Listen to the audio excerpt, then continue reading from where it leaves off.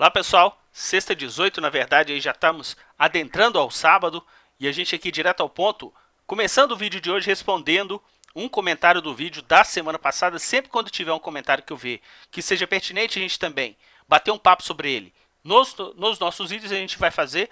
E o comentário foi exatamente do Sancler Trisotto, no vídeo da semana passada, onde que ele colocou, pessoal, abre aspas, Renato, você que está com o pé trocado, ou seja, nós como os investidores pessoas físicas, olhe os indicadores fundamentalistas das ações brasileiras e veja por que os investimentos dos institucionais e pessoas físicas têm aumentado. Os estrangeiros têm reduzido a exposição porque o Brasil ainda não voltou a ter o investment grade. Os lucros das empresas brasileiras estão cada vez mais nas mãos dos brasileiros. Você assusta os investidores, pessoas físicas, com seus comentários. Por favor, corrija isto. Bom, Sancler, mais uma vez eu agradeço você aqui no conteúdo do canal e eu vou mencionar para todo mundo aqui o que eu te respondi e também eu vou chegar a comentar essas afirmações que você comentou aqui do investidor pessoa física e também do investment grade do investidor estrangeiro. Bom, primeira coisa, pessoal, para todo mundo que está chegando aqui no conteúdo do canal, eu respondi para ele dessa forma, Sancler, a mensagem do canal é: trate o seu dinheiro com responsabilidade e acompanhe onde estão as pressões de compra e venda por parte dos grandes fundos globais em nosso mercado. Não estamos aqui para prever nada e muito menos tapar a realidade dos dados em relação ao investidor estrangeiro. O mercado é cíclico e surfamos toda a alta pujante com eles empurrando o mercado como um todo. Foi maravilhoso. Hoje em dia, mesmo com um cenário macro de realizações de lucros, temos ainda ativos com pressão positiva deles e andando maravilhosamente no comportamento do preço, permitindo essa continuidade dos ganhos. Bom, daí vai de cada um se esforçar e anotar onde há as pressões e encaixar na estratégia de cada um para a tomada de decisão própria. Sempre digo a todos, nunca use o seu dinheiro sem o devido gerenciamento de risco, isso é fundamental no ambiente trading. Detalhe, essas informações estão gratuitas aqui, onde todos podem conhecer um universo totalmente distante da maioria dos investidores pessoas físicas que operam no mercado. Caso você seja novo no conteúdo, esteja muito à vontade para apreciar e ficar craque nas pessoas vencedoras que realizam sucesso.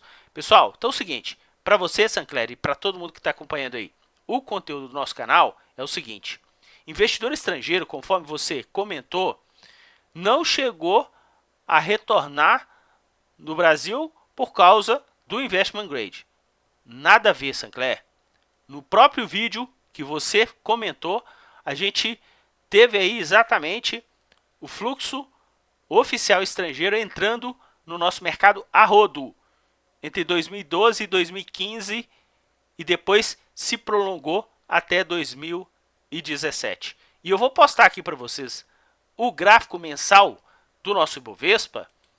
Primeiro a gente vai perceber aqui que, se você olhar o vídeo da semana passada, entre 2002 e 2007, investidor estrangeiro estava comprando a rodo. A gente não tinha investment grade, pessoal. A gente só teve investment grade da primeira casa em abril de 2008. Até então, a gente não tinha grau de investimento. A bolsa saiu de 7, 8 mil pontos e foi bater exatamente quando recebeu o grau de investimento, praticamente 60 mil pontos. Sem grau de investimento, investidor estrangeiro comprando a rodo do nosso mercado entre 2002 e 2007. Quando a gente adquiriu o grau de investimento, passou um mês, a gente teve uma queda brusca, não só no mercado brasileiro, como as bolsas como um todo, pela crise do subprime do mercado americano. Ou seja, a gente estava com investment grade, o nosso mercado caiu aí quase 50%. De lá para cá, a gente não teve investment grade, Sancler. E para quem também está acompanhando o nosso conteúdo. E o que eles fizeram?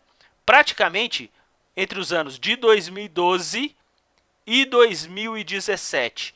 Compraram o nosso mercado a rodo, principalmente entre 2012 e 2015, que a nossa bolsa estava derretendo.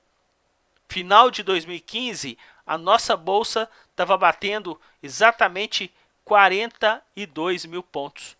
Chegou em janeiro de 2016, a gente marcou uma mínima em 37 mil pontos. Para ser mais preciso, 37.046. Ou seja, com o investidor estrangeiro comprando o quê? A rodo. Agora, A gente não tem investment grade e você está dizendo que eles não estão investindo no Brasil porque a gente não tem investment grade. Então, reveja com calma o vídeo da semana passada para que você entenda conforme o comportamento do investidor estrangeiro dentro do nosso mercado. E digo mais, pessoal, vou aproveitar essa introdução e também a pergunta dele justamente para comentar com vocês o seguinte, olha, a gente teve o nosso Ibovespa com uma movimentação nos últimos 24 anos, 25 anos, a gente começou lá em 94, conforme a gente comentou no vídeo da semana passada, e eles, uma influência muito grande dentro do nosso mercado. E dá só uma olhada aqui, que eu vou mostrar para vocês aqui, o nosso Ibovespa, praticamente durante todo esse período. Se a gente pegar, pessoal, em 93 a gente fez um fundo no Ibovespa, o Ibovespa era cotado a 1.100 pontos. De lá para cá, a gente tem uma valorização para o nosso mercado de 8.600%. Ou seja, nesse caso aqui, nos últimos 26 anos. E o que eu estou querendo comentar tanto com o Sancler como com todas as pessoas que estão conhecendo o nosso conteúdo? Pessoal, o mercado é cíclico. A gente tem pernas de avanço e pernas de correção. Pernas de avanço e pernas de correção. Ninguém consegue prever o que o mercado financeiro irá fazer. Só que, se a gente pegar essa movimentação recente do nosso mercado, o nosso mercado está batendo topo histórico.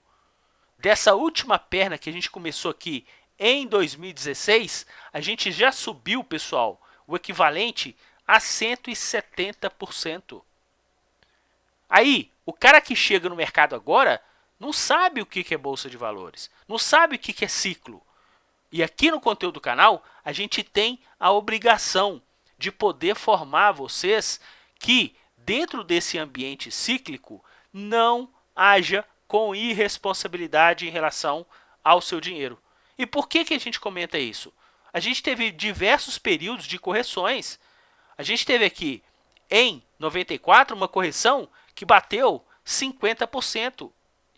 Em praticamente aqui, meio ano. Em 2000, entre 97 e 2000, a gente teve uma primeira correção entre 97 e 98 de 50% e entre 2000 e 2002 de 52%. Na crise do subprime, justamente quando a gente recebeu um mês antes o nosso grau de investimento, a nossa bolsa praticamente em 6 meses caiu 56%. De 2010, quando a gente retomou a movimentação de valorização e o nosso mercado praticamente aí desenhou quase que um topo triplo, porque a gente está aqui com um gráfico de linha que só considera fechamentos. Pessoal, de 2010 até o final de 2015, início de 2016, nós caímos 45%. É isso que eu estou querendo comentar com vocês. Se o mercado vai para 110, 150, 200, 300, 500, 90, 80, 70, a gente precisa de estar preparado. Não é pegar o dinheiro no ambiente trading e simplesmente entrar numa operação e de repente ficar amarrado porque não teve planejamento de entrada, de saída para esse investimento que você teve, que você não destinou para ficar sócio de empresa. Você destinou para quê? Para poder especular no mercado financeiro. Portanto, quando tem movimentações de altas, são movimentações muito pujantes.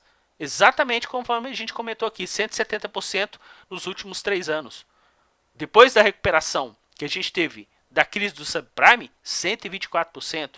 Olha entre 2002 e 2008, que o investidor estrangeiro comprou até 2007. Até 2007, pessoal, nossa bolsa tinha valorizado 400%. E quando chegou entre 2007 e 2008, eles começaram a vender e a bolsa subiu até quase 700%. Exatamente nesse período de 2002 a 2008. Então, é muito interessante você que está entrando no mercado saber onde que você está pisando. Se for para um ambiente de investimento, o foco é totalmente outro. Vou dar como exemplo aqui, vamos pegar uma ação de peso. Bom, vou pegar aqui a ação da Vale, pessoal. Gráfico aqui semanal, também um gráfico de linha. Alguém pode chegar e comentar, poxa, Renato, Vale chegou a ser cotado aqui praticamente nos R$60 e está batendo R$46. Vale está muito barata. Teve uma desvalorização aqui, ó, nesse período de 24%. Ok. Agora, olha que interessante o que eu vou fazer para vocês aqui. Eu vou diminuir o zoom para que vocês vejam a movimentação de Vale durante os anos. Olha, pessoal, primeiro eu parei aqui exatamente lá em 2016, quando a nossa bolsa fez fundo. Lembra do Ibovespa, que a gente viu aqui agora? De 2016 até agora, Vale se valorizou 460%. Ah, Renato, mas eu não peguei essa valorização. Isso daí é um problema particular de cada um. Se você não estava no mercado, ok. Se você estava e não pegou, ok. Cada um sabe de si no mercado financeiro. O fato é 460%. E quem entrou em Vale pegando lá o topo de R$60, está com uma ré de 24%. Mas o que é essa ré de 24% para quem já pegou e capturou uma alta de praticamente aí 600%? Digo mais, viu, pessoal? Vou diminuir mais ainda o zoom. Olha que interessante. Pessoal, nesse mesmo intervalo de tempo que a gente estava comentando com vocês aí, dos últimos 25 anos do fluxo do investidor estrangeiro na semana passada, do vídeo da semana passada. Vale simplesmente de 95 aqui até agora subiu 9.000%. 9.000%. Mas tem ambiente que ela faz uma correção. Principalmente entre 95 e 99, o ativo teve uma queda de quase 60%. Lá na crise do subprime, o ativo fez uma correção de quase 70%. Entre 2010, que a nossa bolsa fez um topo, e 2016, Vale fez uma correção de 79%, pessoal. Então, o mercado é cíclico. Proteja o seu dinheiro sempre antes de atuar no mercado financeiro. A abertura do vídeo de hoje foi exatamente para dar a vocês o que é mensurar valorização e também mensurar, principalmente, pessoal, o seu ambiente trading. Você vai comprar para um swing trade, para um position, até mesmo para o intradiário. Para você que é novo no mercado financeiro, você talvez ainda não tenha escutado uma história que é o seguinte: às vezes o cara está no day trade, compra uma ação, não coloca stop, fica com medo de vender porque caiu, no final do dia passa a operação para swing trade, não zera porque continua caindo. Alguns dias passaram, o ativo continuou caindo, ele está lá aguentando todo o prejuízo, passa para uma operação de position e, dependendo do ativo, fica para os netos. Ou seja, ele não entrou no mercado financeiro no ambiente de especulação de trading com planejamento. Ou seja, era para fazer um day trade e vira ação para os netos. Ou seja, ele já considera que aquele dinheiro está totalmente perdido. É claro que em empresas de primeira linha, a chance de acontecer isso é quase nula. Só que tem vários ativos no mercado financeiro e também tem ativos que não têm tanta liquidez, que de repente dá uma explosão e simplesmente depois derrete e devolve tudo. E as pessoas colocam dinheiro de verdade em relação às movimentações desses ativos e quebram. Pessoal, isso é muito sério. A gente está aqui num ambiente muito profissional. Aqui não tem espaço para amadorismo. Agora, vamos falar para um outro foco? Renato, eu sou um investidor. Eu quero me tornar sócio de uma empresa A, B ou C. Qual que é o melhor time para a gente poder começar a aportar nessa empresa? Não tem. Você pode fazer compras pontuais. Todos os meses, a cada 3 meses, a cada 6 meses. Ou, se você preferir, melhor ainda quando tiver uma correção mais expressiva no ativo. Se você continua confiando dentro dos fundamentos da empresa. Isso que a gente chama no mercado financeiro de investimento em valor. Pessoal, é totalmente diferente de especulação, de trading. Então, qual que é a melhor hora? Para quem é investidor e o ativo cai vertiginosamente, o pessoal fica soltando foguete. Por quê? Porque vai conseguir comprar uma belíssima empresa que ele já está acompanhando com um ambiente de desconto magnífico. A gente tem história do Bassi no mercado nacional que ele pegou as nossas ações a preço de banana.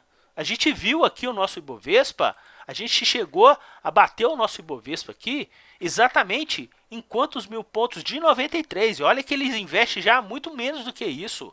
Muito anterior a isso. O Bovespa estava 1.000 pontos e agora o Bovespa está a 104 mil pontos. 8.000% de valorização, fora o tempo que ele começou a investir no nosso mercado, que ainda não era nem a Bovespa. Podia ser a Bolsa do Rio e tal. Ou seja, ele vai acumulando o patrimônio dele. Agora, qual que é o melhor horário para você começar a entender? Poxa, eu quero um timing legal para me montar uma carteira de investimentos. Será que é agora, quando o mercado está em níveis de topo?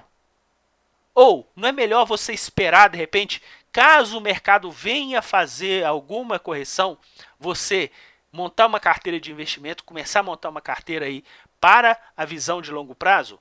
Poxa, Renato, mas agora bateu 100 mil. Pode bater 150, 200 e eu vou ficar esperando até quando?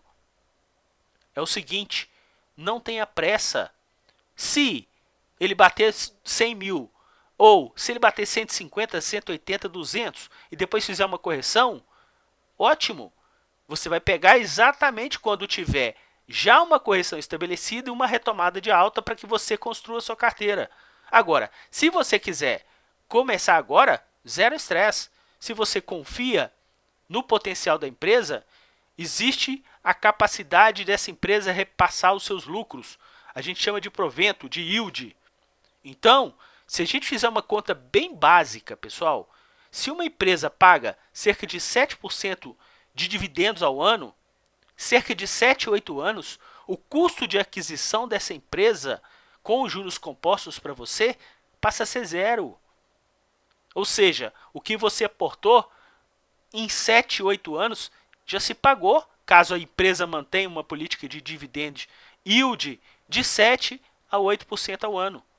Ou seja, você zera o custo fora a valorização da empresa, que você pode inclusive reinvestir esses dividendos dentro da empresa. Então, vai ficar muito claro, a gente ficou aí praticamente a metade do vídeo de hoje para a gente comentar isso com vocês. Eu não quero de forma nenhuma ter a noção que vocês estão com a impressão, poxa, Renato, é um dado alarmante, poxa, Renato, o investidor estrangeiro está caindo.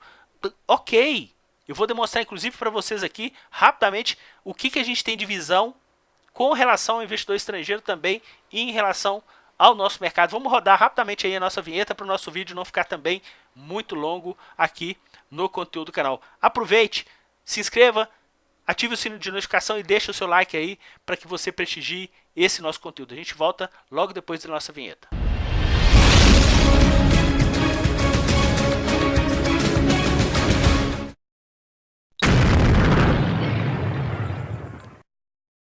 Bom, vamos começar a comentar aqui com vocês. Inclusive, não é o foco do conteúdo do canal, já que a gente trata aqui exatamente de fluxo estrangeiro, seja ele oficial também, as corretoras estrangeiras que operam no nosso mercado, só que a gente vai demonstrar aqui para vocês, talvez o motivo que está fazendo essa retração do fluxo oficial estrangeiro dentro do nosso mercado. Eles estão colocando aí um belíssimo lucro no bolso, conforme a gente demonstrou para vocês na semana passada, em relação a esse movimento comprador que eles tiveram aí basicamente de 2012 até o ano de 2017. A gente vai conseguir demonstrar para vocês no vídeo, inclusive que foi até um pouco mais esticado, mas primeiro eu vou demonstrar aqui para vocês o seguinte, olha, pessoal, mais uma vez, a gente não tem nenhuma função de ser economista, de ser absolutamente o entendedor do processo todo do mercado financeiro, mesmo porque o nosso negócio aqui é fluxo. Mas olha que interessante, nós temos aqui em cima a nossa variação anual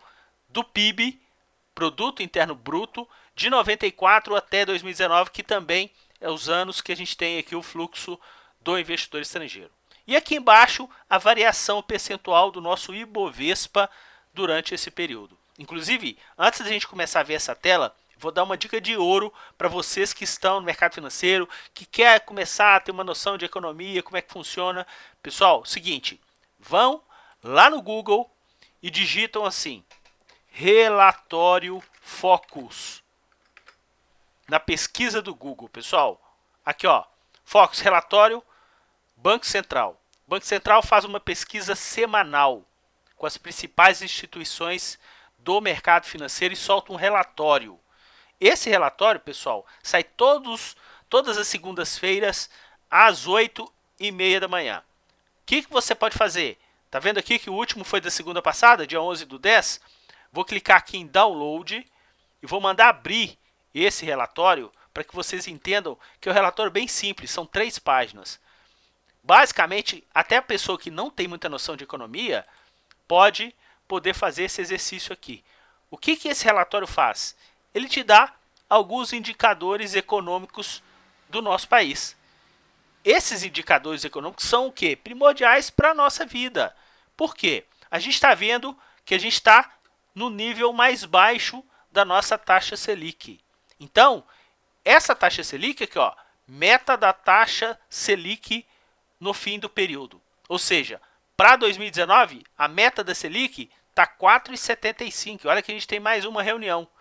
A gente está a 5 e o mercado ainda está prevendo que pode ter mais uma correção para 4,5. Ou seja, ainda está 4,75. Ou seja, está ainda precificado uma correção aí, um corte de 0,25 na próxima reunião agora no final do ano. Para 2020, qual que é a meta da taxa Selic? 4,75. Para 2021, 6,5. Ou seja, a gente vai ter aí um acréscimo da nossa taxa Selic em 2021 e 2022, 7%. Ou seja, se há um aumento 2021 e 2022 da nossa taxa Selic, possivelmente a nossa economia pode estar gerando alguma recuperação, que os juros têm que voltar no patamar para que a gente não tenha aí o temor inflacionário para o nosso mercado. Só que, vamos lá, rapidamente também, o que a gente tem aqui em relação a esses dados? O que eu mais presto atenção, pessoal? IPCA, que é a taxa de inflação oficial do governo, o PIB, o câmbio e a taxa Selic. E nesses dados aqui, o próprio Banco Central coloca um gráfico aqui embaixo.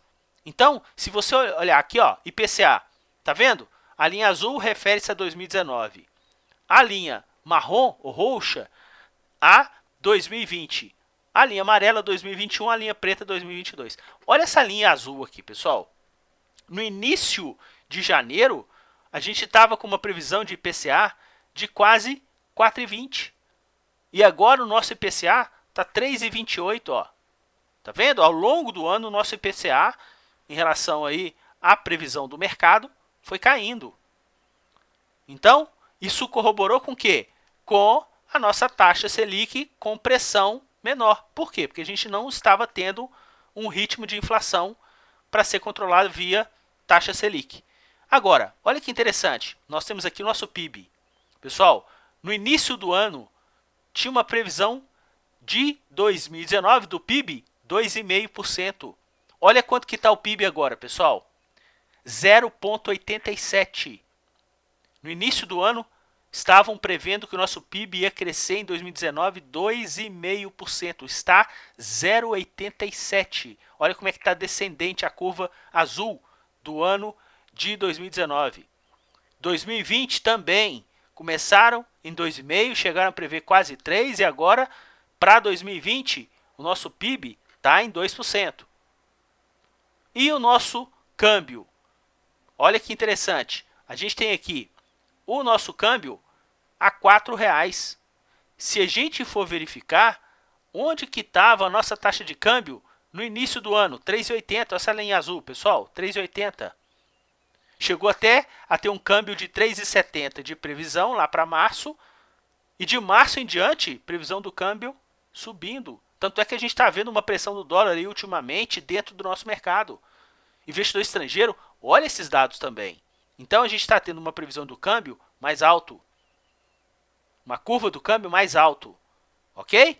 E o que mais preocupa, que a gente talvez não tenha se tocado ainda que boa parte da alta do nosso mercado está sendo calçado, sim, pelo investidor local. Os fundos, os institucionais e também os investidores pessoas físicas. Mas o que eu penso? Agora a visão minha, Renato. Pessoal, show de bola.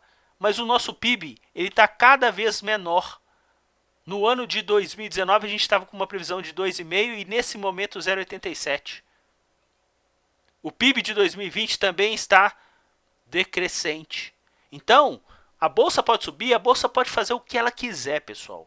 Só que os dados econômicos, eles precisam sinalizar alguma perspectiva de melhora. E isso não está acontecendo. Isso também está afugentando quem? O investidor estrangeiro para o nosso mercado. Então, se a gente verificar aqui, ó, no nosso quadro, olha que interessante aqui. A gente teve, basicamente, nos últimos 25 anos, olha a quantidade de anos com PIB acima de 3% no nosso mercado. Se eu não me engano, eu tinha contado aqui antes, foram 12 ou 13 anos com PIB acima de 3%. E olha a nossa bolsa. Nossa bolsa em 96 subindo 63%, 97, 44%. Quando chegou em 98 caiu 33%. Olha o nosso PIB de 98, pessoal. 0,34, bem próximo do 0 a 0. Quando chegou em 99, a bolsa teve a maior alta anual desde 1994. A bolsa subiu 151%. Aí você comenta, poxa, Renato, mas o PIB de 99 foi 0,47. Eu te falo, sim, mas mercado financeiro antecipa. Mercado financeiro antecipa. Então, o que a gente teve no ano 2000? Olha o PIB de 2000, pessoal. De 0,47 para 4,39. Ou seja, o mercado, um ano antes, já estava precificando uma melhora do nosso produto interno bruto. Aí, quando chegou nos anos 2000, que a bolsa já tinha estourado em 99, quando chegou em 2000, caiu. Por quê? Porque tinha o mercado, de alguma forma, uma perspectiva que esse PIB ele não ia se manter. E realmente não conseguiu se manter. Recuou em 2001, 2002, e olha o que aconteceu em 2003, quando a gente teve novamente uma retração do nosso PIB. A bolsa estourando, 97% de alta, com o nosso PIB lá embaixo. Mais um ano que a bolsa antecipa movimento. O que aconteceu com o nosso PIB de 2004, pessoal? Passou de 1 para quase 6%. A nossa bolsa, um ano antes, já estava estourando. Aí, quando chegou em 2004, crescemos 5,6%, ok. Só que a nossa bolsa cresceu isso tudo? Não, já tinha precificado antes. Cresceu menos. Tanto é que nosso PIB de 2005 foi menor. Então, isso a gente consegue verificar, pessoal, que vários dos movimentos a bolsa antecipa. Olha 2009. Nós tivemos a crise do subprime, lá do mercado de hipotecas do mercado americano. A nossa bolsa derreteu 41% de base de fechamento de queda em 2008. O nosso PIB estava lá em cima, estava tudo ok. Só que essa crise fez com que o PIB no ano seguinte desmoronasse. A gente teve aqui um PIB negativo.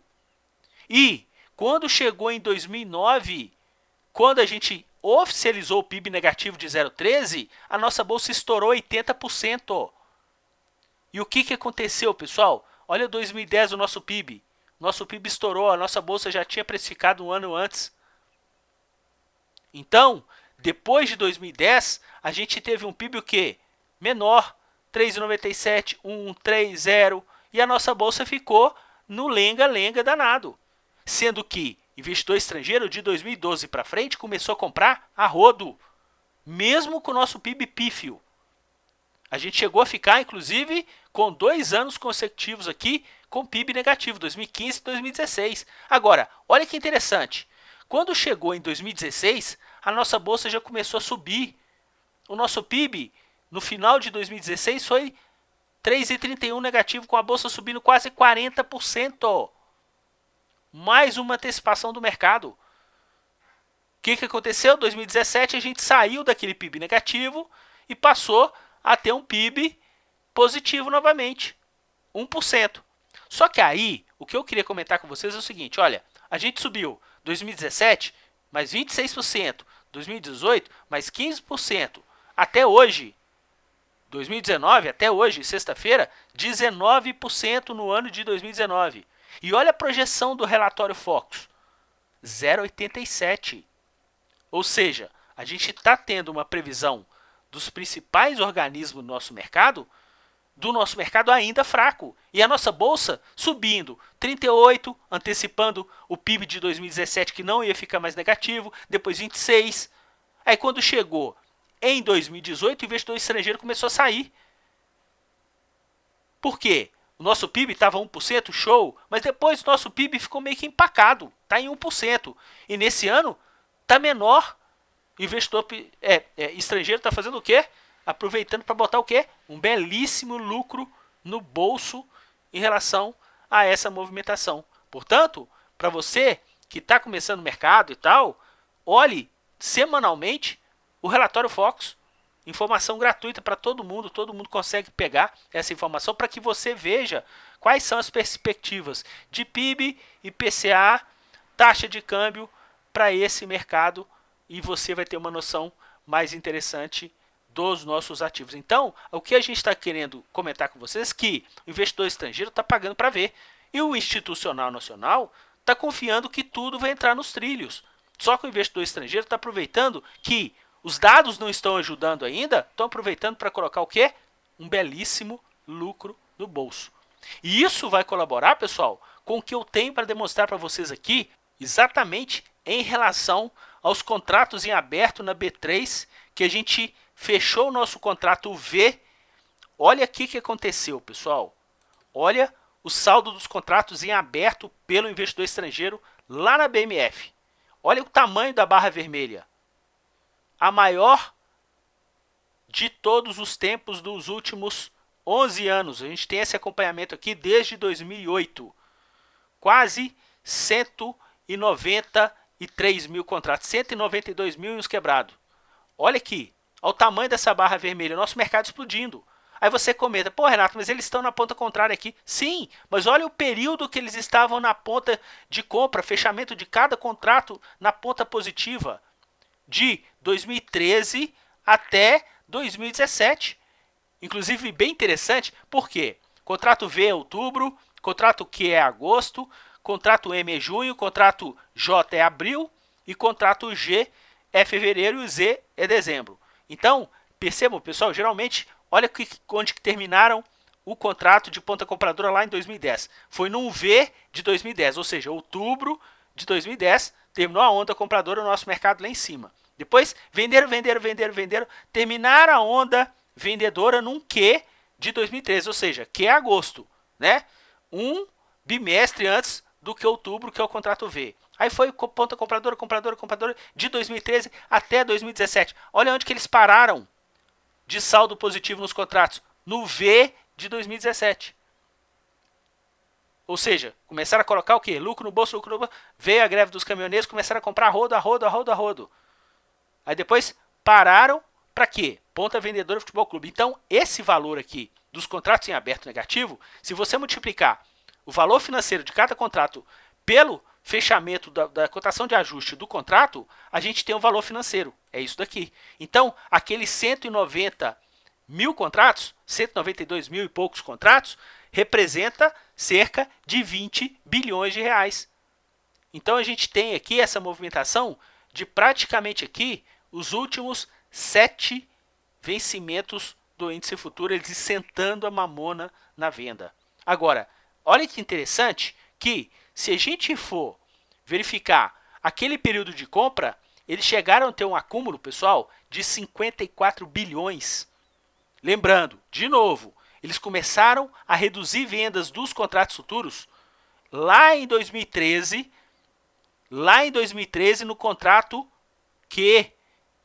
E aí, a partir do V, começaram a reduzir, fizeram um pico no Q, a partir do V, começaram a reduzir de 2013, o nosso mercado nem estava fazendo fundo ainda. O nosso Ibovespa estava sendo cotado a 55 mil pontos.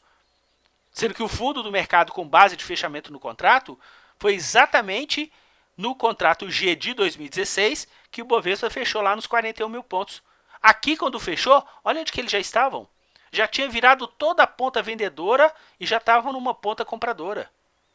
E foi muito pujante, porque se você sair de 35 negativo para 54 positivo, eu estou dizendo aqui que eles chegaram a comprar praticamente, pessoal, 90 bilhões de reais de mercado futuro.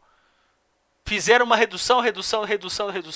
Quando chegou aqui a greve dos caminhoneiros em junho de 2018, o que eles fizeram? Que eles já estavam reduzindo? Veio a greve dos caminhoneiros, começaram a comprar rodo. Tiveram inclusive o pico de contratos em aberto de ponta positiva no nosso mercado. Exatamente, pessoal, no contrato V, novamente, né? A gente comentando com vocês, V, outubro de 2018, com 56 bilhões de saldo acumulado. Então, nos últimos contratos estavam reduzindo, e agora estão com saldo negativo. Colocaram todo o lucro no bolso, com o mercado o quê? O mercado estourando. Há quanto tempo não acontecia um saldo negativo por parte deles? Desde quando, pessoal? Desde o final do contrato de 2015, lá de fevereiro. Contrato G de 2015, que foi a última série que eles tiveram um saldo negativo. Então ficaram aí bons mais de 3 anos e meio no nosso mercado com saldo positivo no mercado futuro e o nosso mercado subindo. E eles foram reduzindo, e agora saldo negativo. E olha que mais interessante eu vou mostrar para vocês. Olha, a gente tem aqui o fechamento, por quê? O que é os contratos em aberto? É a soma de todos os contratos que eles têm de posições em aberto de compra e posições em aberto de venda. O saldo de um menos o outro te dá a quantidade de contratos que eles têm aberto. E eu tenho esse gráfico aqui também dos últimos 10 anos. 11 anos, de 2008 até hoje. Olha que interessante. Lá de 2008 até o contrato G, fevereiro de 2009, a bolsa caiu de 64 para 39 mil pontos. Olha aqui essa barrinha vermelha, contratos em aberto na venda. Barrinha verde, contratos em aberto na compra. Olha quantas vezes de série de vencimentos a barrinha vermelha estava acima da barrinha verde. Aí, quando eles inverteram, começou a ficar uma barrinha verde para cima da barrinha vermelha, ou seja, saldo positivo, claro, o nosso mercado começou a uma valorização. E foram assim, ó, exatamente no contrato G 2009, que é fevereiro, e foram assim, até o contrato Z de 2010. E o nosso Ibovespa saiu de 39 para 67. Todas as barrinhas aqui verdes maiores, e depois começaram o quê? Barrinha vermelha maior. Por quê? Saldo vendedor, é claro, Renato, a barrinha vermelha vai estar maior. Sim, mas aí aqui a gente consegue ver a intensidade. E foram assim, ó, direto, de 67 até 55. Quando chegou no contrato V de 2013, quer dizer, contrato outubro de 2013, olha a barrinha verde começando a ficar maior de novo. A nossa bolsa foi lá de 55, olha a quantidade de séries que eles ficaram com barrinha verdes. Olha os níveis de compra, pessoal. Quase 270 mil contratos de saldo comprador. Eu estou dizendo de saldo comprador. E de saldo vendedor subindo também, mas níveis muito altos de compra no nosso mercado até 2015. A gente está pegando aqui contrato V, outubro de 2015, com níveis recordes. Se a gente verificar aqui, ó, 266 mil contratos. No contrato anterior, 277 mil contratos na ponta de compra. Ou seja, um volume financeiro muito alto. Por quê? Tinha uma ponta vendedora interessante, mas tinha uma ponta compradora muito mais pujante. O nosso mercado simplesmente estourou. E eles ficaram nessa ponta, de 55 até 76. Quando chegou 76, exatamente no contrato V, mais um V, né, pessoal? Mais um outubro de 2017, começaram a vender. E o nosso mercado realizou no primeiro movimento da série pela seguinte, depois teve um movimento de valorização novamente nas duas seguintes, depois veio a greve dos caminhoneiros. Exatamente aqui, o nosso Ibovespa teve uma correção mais intensa e olha o que eles fizeram nessa correção mais intensa. Olha a intensidade de contratos na ponta de compra em relação à ponta de venda. Muito forte, muito forte. Então, a partir daí, surfaram no nosso mercado de 76 a 85. De 85 para cima, eles estão vendendo, vendendo, vendendo. Olha aqui nesse último contrato, pessoal. O saldo vendedor, 267 mil contratos para fechamento dessa série V, mais um V, outubro. Muito forte. Além da ponta compradora estar diminuindo, a ponta vendedora, um aumento significativo. A gente precisa ficar muito atento nisso dentro do mercado. Por quê? A gente já viu que no mercado à vista eles já estão colocando um belíssimo lucro no bolso e também estão colocando um belíssimo lucro no bolso em relação ao mercado futuro, que é o que a gente viu aqui desses movimentos em cada série nos últimos 11 anos dentro do nosso mercado. Isso eu não quero dizer que o nosso mercado não vai ter oportunidades. O mercado, pessoal, ele não é feito de uma, duas, três ações. Ele tem sempre setores que sobem, que caem, setores que quando o mercado está em queda, geralmente são setores de proteção e sobem. Então, fique atento. E a função do nosso conteúdo também é sempre fornecer para vocês onde que está essas pressões dentro do nosso mercado. Fechou? Então, conteúdo do vídeo da semana passada, do mercado à vista, mais o conteúdo dessa semana do mercado futuro e também a gente dando essa visão de investimento, de relatório Focus, vai deixá-los muito antenados de informações de qualidade, informações relevantes para o mercado financeiro, para que cada um, de forma particular, possa tomar a melhor decisão no mercado financeiro. Mas, novamente, a gente comenta. A gente aqui, pessoal, a gente não recomenda nada, a gente abre a sua visão para você aprender a pensar fora da caixa. Eu vou até rodar o nosso disclaimer aqui um pouco antes, por quê? Aqui, pessoal, a gente não faz recomendação, nem de compra, nem de venda. A gente vê aí que tem ativos que estão voando, os caras empurrando. Ativos que estão caindo, os caras empurrando para baixo. Só que aqui é a função de te mostrar o relatório para que você foque uma opinião própria e que essa opinião tenha um embasamento coerente. E principalmente nunca use o seu dinheiro sem o devido gerenciamento de risco no mercado financeiro. Então, se você é novo no conteúdo do canal, a nossa estrutura é acompanhar o fluxo oficial estrangeiro e acompanhar também o fluxo das corretoras estrangeiras que operam no nosso mercado. No segmento Bovespa, a gente tem lá na nossa página no segmento BMF também. Bovespa, divulgação com 2 dias úteis de atraso. Isso é regra da B3, não é porque a gente quer. Então você olha na coluna esquerda, a gente está sempre divulgando para vocês no final de cada pregão em relação à movimentação que a B3 deixou disponibilizado. Em relação aos contratos em aberto no segmento BMF, a gente acompanha os contratos em aberto de índice dólar e juros. Lá na nossa página também você consegue ver a quantidade de contratos em aberto. No caso da BMF, esses dados são disponibilizados na madrugada e todos os dias pela manhã, quando você acessar, você já tem esses dados atualizados. Na sexta-feira, a B3 estava acostumando a divulgar no domingo à tarde. Agora, nem no domingo à tarde ela não está divulgando. Ela está divulgando aí de domingo para segunda na madrugada. Então, geralmente os dados de sexta-feira, por exemplo, no dado do pregão de hoje, sexta-feira, vocês vão conseguir pegar realmente só na segunda-feira de manhã. E, para quem tem interesse, a gente tem aqui o fluxo das corretoras estrangeiras, onde que a gente tem um sistema próprio, onde que a gente varre todo o mercado. A gente pega os ativos do Ibovespa, setores, também o mercado futuro do índice do dólar. Quem tiver maior interesse, só preencher o formulário que está na descrição do vídeo. Agora, tenha paciência. Eu vou retornar um por um, mas dentro da minha disponibilidade. E a frase que a gente mais adora para vocês que acompanham o nosso conteúdo. Pessoal, se você já tem inscrição do nosso conteúdo, já pode sentar o pé na porta e deixar o seu like. Para a gente é muito prazeroso ter essa parceria de pegar informação de qualidade para vocês que acompanham o nosso conteúdo. Então, vamos falar agora rapidamente, vou passar agora em dados, como é que eles fecharam a movimentação dessa semana em relação ao nosso mercado. Bom, eles fecharam nessa semana com projeção de prejuízo. Olha aqui, pessoal, pouco mais de 4 milhões de reais de projeção de prejuízo nos ativos do Ibovespa. Se você é novo nesse conteúdo, olha a quantidade de semanas que eles ganham. E o mais interessante, pessoal, se vocês perceberem, as semanas que eles estão tomando ré são movimentações muito menos expressivas do que as semanas que eles ganham. Olha qual que é a diferença além dessa movimentação. Mas isso a gente não esconde nada para vocês que acompanham o nosso conteúdo.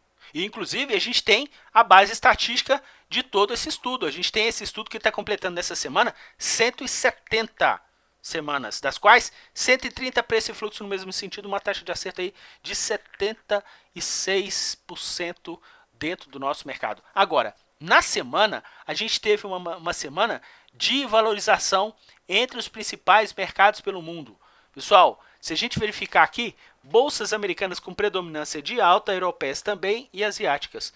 Na média, 0,98 de alta entre os principais mercados pelo mundo que a gente acompanha. Só que a gente subiu também, 0,86. Agora, dá uma olhada no que a gente não estava vendo já há algumas semanas. As corretoras estrangeiras que operam o nosso mercado nessa semana especificamente andaram numa ponta compradora, tanto no mercado à vista quanto para o Ibovespa futuro.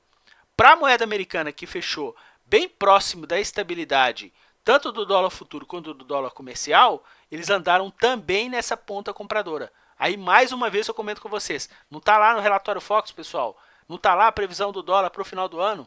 Então, a gente segue sempre atento nessas movimentações por parte deles dentro do nosso mercado. Então, como eles tiveram projeção de prejuízo para o índice Bovespa, então, naturalmente, pessoal, olha aqui, grande maioria dos índices amplos, eles tiveram o quê? Também projeção de prejuízo. O Ibovespa, inclusive, com a 20ª pior performance. Mas tiveram setores que eles atuaram numa ponta, ou compradora ou vendedora, que eles tiveram o quê? Projeção de lucros. A gente vai comentar com vocês aqui no conteúdo do vídeo. Ó, setor industrial, financeiro, energia elétrica e também o setor de materiais básicos. Vamos dar uma olhada rapidamente aqui no Ibovespa? Olha aqui no relatório do Bovespa, pessoal. Os ativos que eles tomaram, dos 15 mais, 1,05 de valorização. Só que, dos ativos que eles bateram, 1,72, ou seja, caíram mais. Ah, Renato, então significa que eles chegaram a bater nas ações do Banco do Brasil na semana? Sim. E a ação do Banco do Brasil terminou a semana com uma valorização de 1,84. E se você verificar, pessoal, só na movimentação que eles tiveram hoje em relação às ações do Banco do Brasil, e Banco do Brasil teve uma alta expressiva no dia de hoje, eles compraram mais de 100 milhões em Banco do Brasil, ou seja, quase a metade do volume vendedor da semana. Hoje, eles reduziram ponta vendedora e somente no pregão de hoje o Banco do Brasil teve uma alta expressiva, subiu 2,5%, reduzindo a desvalorização semanal que a gente teve. Então, é um relatório semanal que também a gente consegue dar esse insight do ambiente diário que a gente teve nas ações da companhia. Bom, então, de carro-chefe, ok. Agora, pessoal, se a gente verificar aqui, olha, o destaque da semana, as ações de Vale.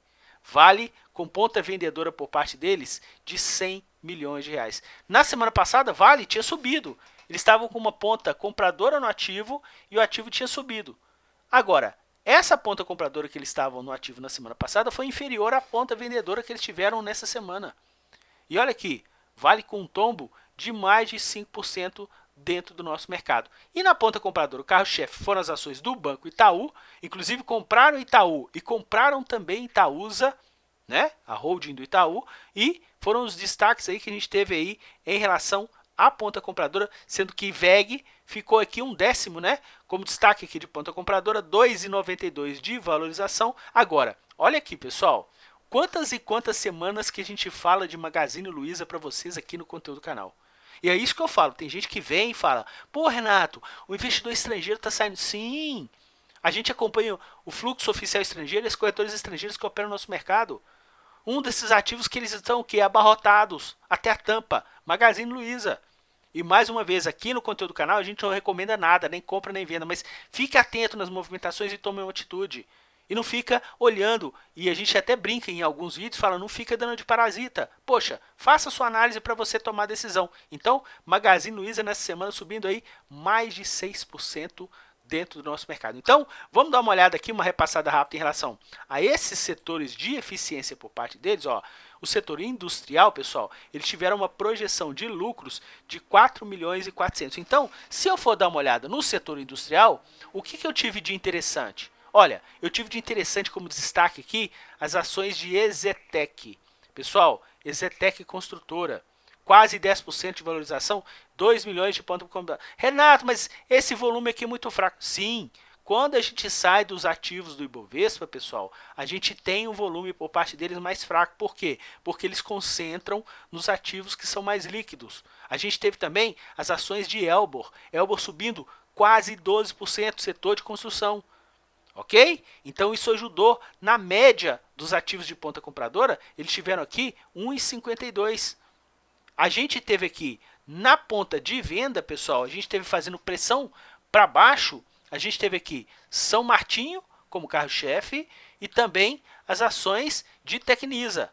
E olha que interessante também, que eu estou dando uma olhada aqui com vocês, que MRV, que também que é o setor de construção, que eles tomaram a Zetec, tomaram aí as ações da Elber, MRV, eles bateram e MRV terminou a semana com desvalorização, assim como as ações da Tenda, que fechou a semana com ambiente de desvalorização. Vamos dar uma passada rápida aqui para a gente também não perder tempo. O segundo índice que eles tiveram aí uma projeção de lucro, setor financeiro, depois a gente vai dar uma passada rápida em energia elétrica e materiais básicos. Então, no setor financeiro, olha que interessante, a gente teve aqui exatamente o destaque de ponta compradora, as ações do Banco Pan. Olha aqui, 10% de valorização. Pô, Renato, mas só 499 mil? Sim.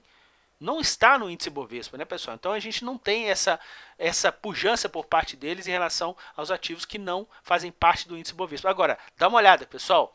BTG Pactual, 6% de valorização. 6% de valorização. O ativo já tinha subido na semana passada, mais de 5%, eles já estavam atuando numa ponta compradora.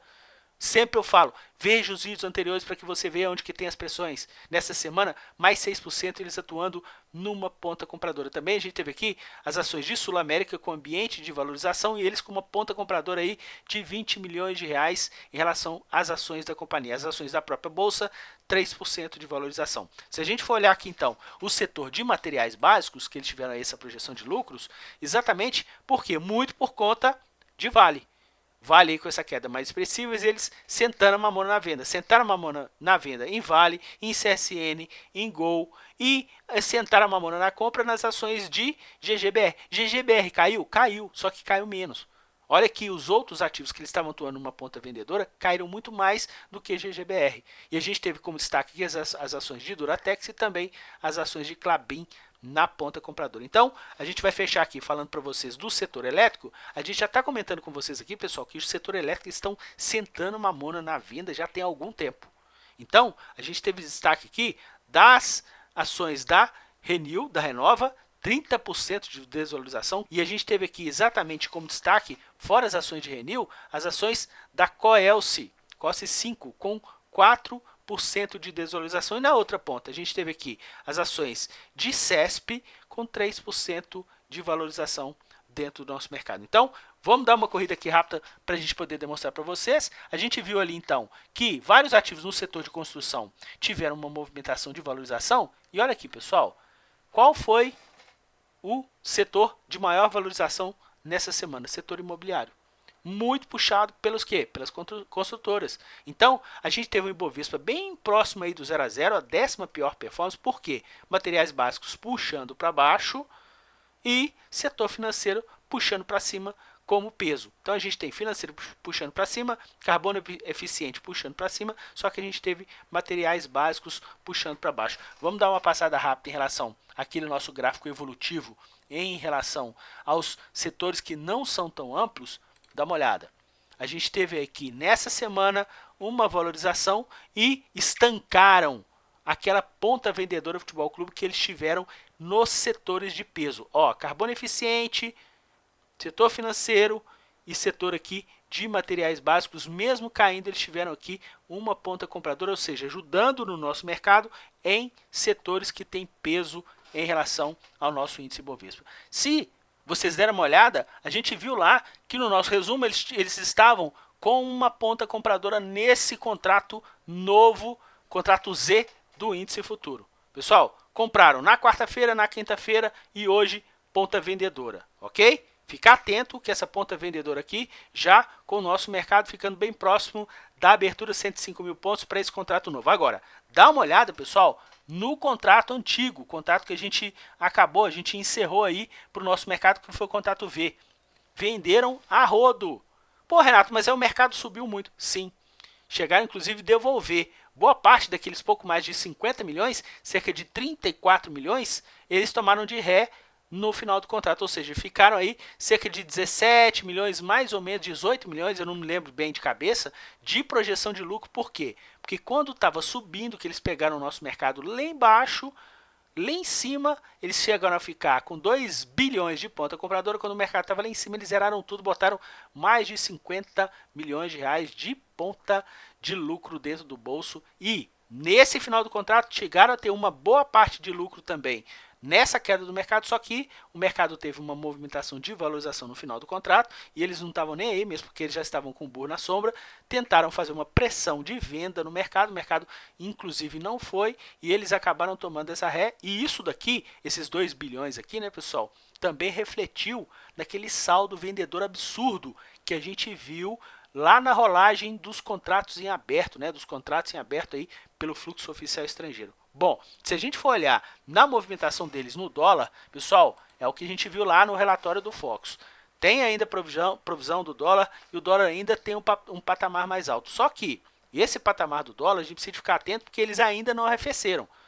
Tudo que o mercado teve de correção no pregão de hoje praticamente quase que entregou toda a movimentação da semana. Sexta passada a gente fechou em 10,5 e nessa semana a gente fechou em 17,5, ou seja, só 7 pontos de valorização em relação à movimentação da semana passada. E eles com a terceira semana consecutiva de ponta compradora por parte deles aí no dólar, eles estão no preço médio bem próximo da cotação e a gente precisa ficar bem atento em relação a esse contrato que vai ter praticamente um pouco mais de uma semana para o seu final. Bom, para a gente encerrar o vídeo de hoje, vamos passar rapidamente aqui para vocês a movimentação deles no mercado à vista fluxo oficial, que eu vou comentar com vocês aqui uma coisa bem interessante. Pessoal, a gente tem aqui exatamente, praticamente aí, desde meados de 2017 até a gente já está encerrando 2019, quase 2 anos e meio.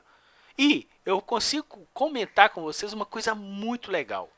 A gente tem aqui o fluxo oficial estrangeiro, que a gente consegue ver, eu peguei aqui até uma reguinha aqui da própria ferramenta, dá uma olhada, ó, a gente começou 60 mil pontos e ficamos até 75 mil pontos com eles comprando 11 bilhões. Depois, a nossa bolsa fez uma correção até 72 mil pontos, eles saíram de 11 para 5, ok? Vão acompanhando aí comigo. Então, a bolsa saiu de 75, foi para 85 e eles acumularam 19 bi. Ou seja, nisso a gente está falando no mês de fevereiro de 2018, ok? Aí depois, entre fevereiro e maio, a nossa bolsa ficou lateral, que é essa linha preta. E se você verificar, o fluxo, que é a linha verde, já estava descendente de 19 para 13 bi. Já estavam vendendo nesse período de lateralização do nosso mercado. Aí o que aconteceu? O nosso mercado veio beijar aqui a região dos 69 mil pontos e eles saíram lá dos 13 bilhões de saldo positivo para 1 bilhão de saldo negativo. E o nosso mercado lá no 69.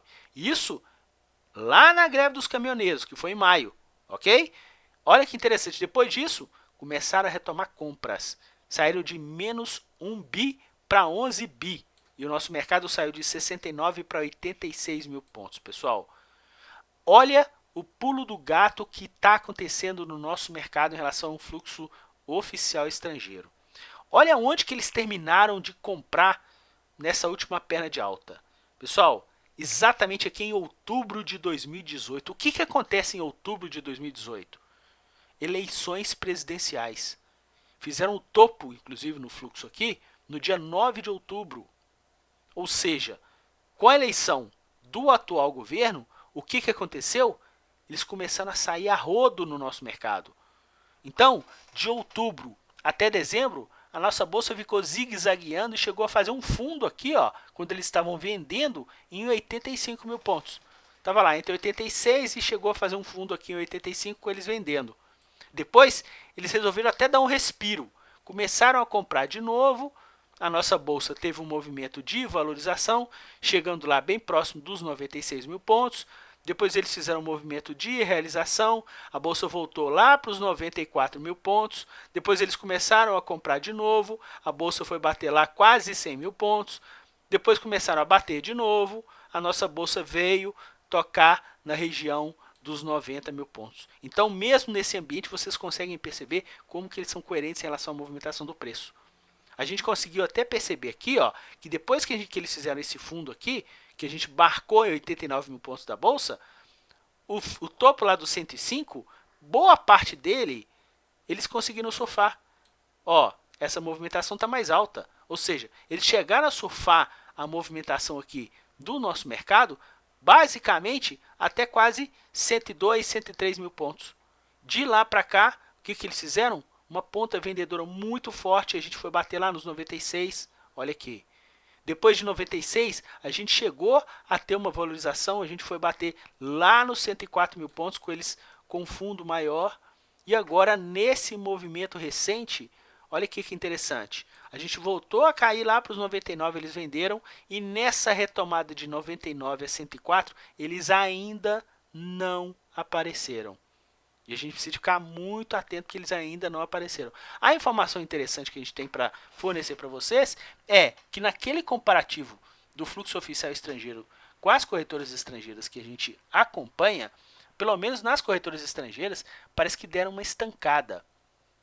Ficou aqui meio que flat. A gente já tem a informação aqui da movimentação de quinta e sexta-feira, apesar que quinta foi vendedora e no pregão de hoje uma ponta compradora. Então, essa movimentação ficou flat aqui em relação ao fluxo das corretoras estrangeiras, mas ainda a gente percebeu que está descendente, a gente precisa ficar bem atento em relação a essa movimentação dentro do nosso mercado. Pessoal, então dessa forma a gente termina esse vídeo de hoje. Eu não vou chegar a demonstrar mais nada porque ficou um vídeo muito longo, mas eu acredito que sim, muito elucidativo. Inclusive eu vou mostrar uma coisa interessante para vocês. Lembrei aqui agora que eu acho que é bem interessante. Vou demonstrar aqui para vocês o nosso investidor pessoa física em relação ao fluxo oficial. Eu tenho esse dado, inclusive, para o fluxo oficial, que a gente viu que nesse mês de outubro eles estão com ponta vendedora Futebol Clube aí bem forte no nosso mercado, o investidor pessoa física está comprando. Mas olha que informação interessante, que não sei se é uma ponta de iceberg ou não. Mas olha que interessante, talvez o pessoal está começando a ver até o conteúdo do nosso canal, então alguém lá está dando um estralo. Olha que interessante, investidor pessoa física, a bolsa estava derretendo. Chegou aqui uma queda muito expressiva de quase 5% no início de outubro. Investidor pessoa física comprando. Até aí tudo bem que a gente sabe que era o pé trocado que a gente sempre acompanhou do investidor pessoa física no ambiente trading, tá pessoal? Investidor pessoa física comprando, investidor estrangeiro sentando a mão na venda. Olha que interessante. O investidor pessoa física na recuperação do mercado, ele simplesmente não passou para a ponta vendedora. Tudo bem, diminuiu um pouquinho a ponta compradora, mas acredito eu que várias pessoas que compraram, mesmo no erro aqui do preço médio, porque às vezes não tem stop, aquele negócio todo, em vez de comprar quando está subindo no ambiente trade, resolve comprar quando está caindo, não espera parar de cair para começar a tomar as posições, menos mal, porque se tiver um preço médio lá em cima, a gente está vendo que o preço já ultrapassou ao preço que a maioria dos investidores, pessoas físicas, estavam comprando. E, mais uma vez, não ficou negativo. Então, a chance de toda essa galera que comprou aqui enquanto o mercado estava derretendo, nessa vez, está sendo legal. Pelo menos eles estão conseguindo manter uma posição que já dá para sair com lucro. Agora é só proteção. Por que eu comento isso? Porque a gente explicou para vocês no mês passado que investidor pessoa física, quando o mercado derreteu no início do mês, 2% de queda, o investidor pessoa física estava comprando. Aí quando o mercado deu o primeiro respiro, de menos 2 para menos 0,60, ou seja, 1% de valorização em 40, o investidor pessoa física vendeu tudo e ficou o mês todo abaixo da linha do zero, não aproveitando nada da alta do mercado com o investidor estrangeiro numa ponta compradora. E nesse mês, olha que interessante, quando teve o ímpeto comprador, inclusive teve o pico de compra exatamente no fundo em relação à movimentação, com 4,5% de queda, o investidor estrangeiro estava vendendo, o investidor pessoa física comprando. Ok, só que estava comprando e quando o mercado teve a recuperação dos preços, aguardou a valorização. Ou seja, não saiu afobado com medo porque tinha feito coisa errada comprando essa queda, pegando faca caindo, pelo menos esperou, aguardou a valorização desse preço aqui para já poder sair no lucro em relação a esse trade. Ou seja, quem estiver aqui no ambiente trade não tem mais motivo para tomar ré. Por quê? Porque já comprou aqui, comprou aqui, comprou aqui, comprou aqui, comprou aqui. Agora, mais uma vez eu falo, planeje o seu trade. Não entre no mercado sem nenhuma perspectiva e preparação para o seu trade.